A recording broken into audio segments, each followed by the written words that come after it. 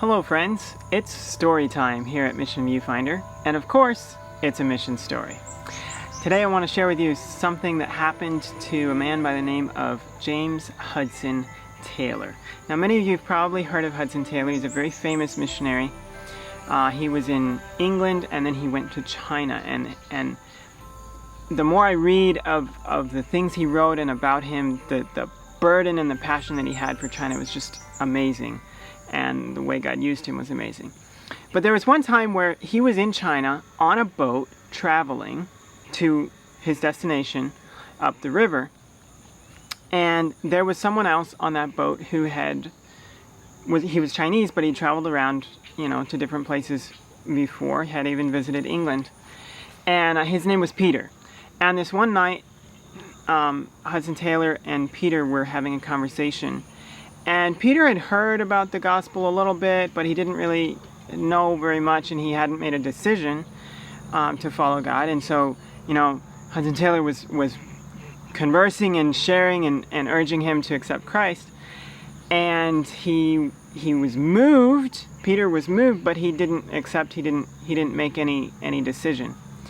And so the next day, Hudson Taylor was wanting to stop the boat and go to preach on the shore where there was a bunch of people for, I don't know if it was a market or something like that. And he was encouraged because Peter asked if he could go with him to hear him preach. So he was hopeful that there would, be something there.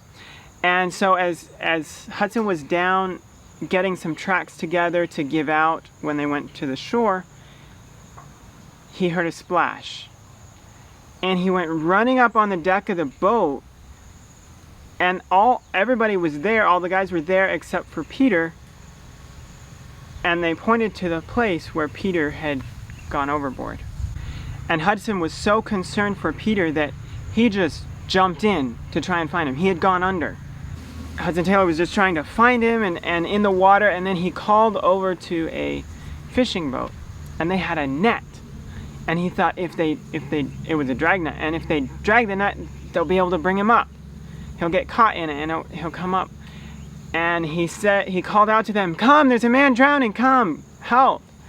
And they said, "Oh, it's not convenient." He said, No, there's a man coming. I will pay you much more than you'll get getting fish. Come, quickly." And they said, "How much will you pay?" And he said, $5, which, of course, back then, $5 would be a lot more than it is now. And they said, no, we won't do it. $20. And he said, and Mr. Taylor said, "I don't have that much, but I'll give you everything I have." And they said, "Well, how much is that?" And he said, "I think $14 is what I have." And so they slowly came over, and they went over the area, and sure enough, up came Peter's body. He was already dead. He drowned. And so they tried to resuscitate him, but he was too far gone. There was no hope for that. And that story, that experience for Hudson Taylor was a really powerful, impactful time, because he had done everything he could to save this man, both spiritually and physically. And yet, he died. And for us today, we have the same opportunity. Maybe we're not on a boat in China where a man falls overboard, but we have the opportunity to impact people around us, wherever we are, for eternity. And that is a privilege that God has given us. So just as Hudson Taylor was faithful in his work, doing everything he could to reach as many souls as he could in China, I want to encourage you to be faithful, to do everything God asks you to do to reach those around you in whatever way He asks.